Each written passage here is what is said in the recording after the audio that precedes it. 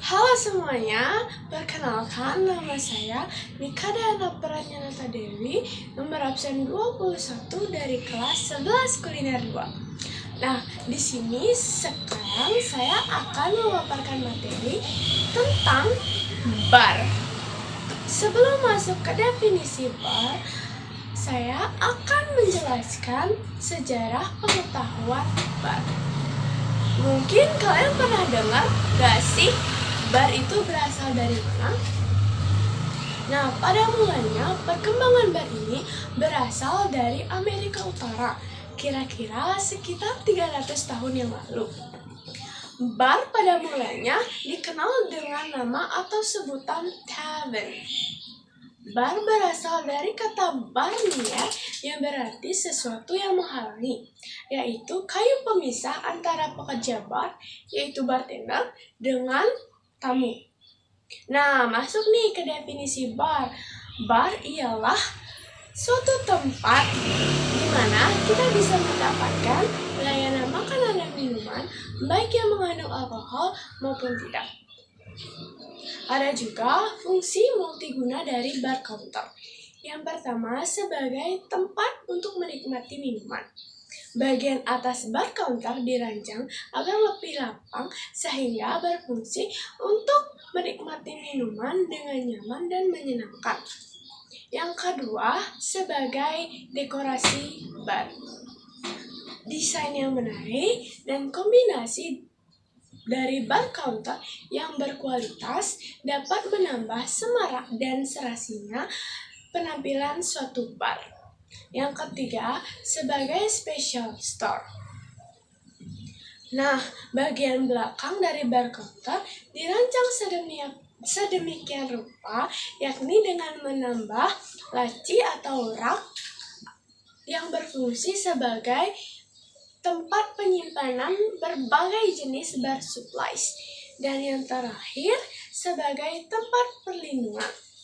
Nah, misalnya jika ada bar customer yang dalam keadaan mabuk dan susah untuk dikendalikan, sebaiknya kalian berlindung di balik bar counter sambil menghubungi security melalui telepon. Nah, ada juga aspek-aspek yang harus dipenuhi dalam usaha bar. Yang pertama, aspek bangunan. Yang kedua, aspek usaha pokok. Yang ketiga, aspek pengelolaan. Yang keempat, aspek tempat minuman. Yang kelima, aspek produksi. Dan yang keenam, aspek jam kerja.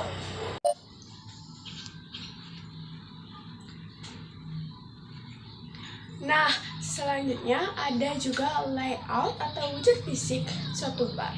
Yang pertama ada bar counter, yaitu penghalang antara pekerja bar dengan tamu. Ada space yang kira-kira 125 cm yang berfungsi untuk memudahkan jangkauan bartender untuk mengambil suatu keperluan. Yang ketiga ada flooring, lantai yang mudah dibersihkan dan dikeringkan serta tidak licin. Ada back wall, glass display, cocktail station, drawer atau kabinet, chiller, dan cashier desk. Nah, ada juga macam-macam dari bar.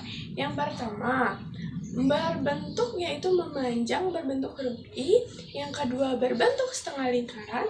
Yang ketiga, gabungan setengah lingkaran.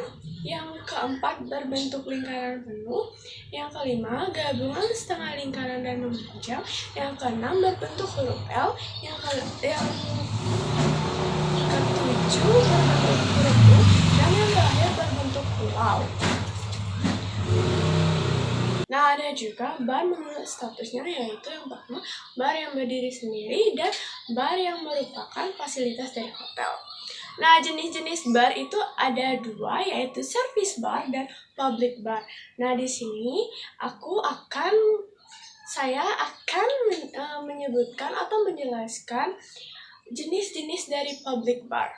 Yang pertama, ada milk bar yang dibuat untuk anak-anak.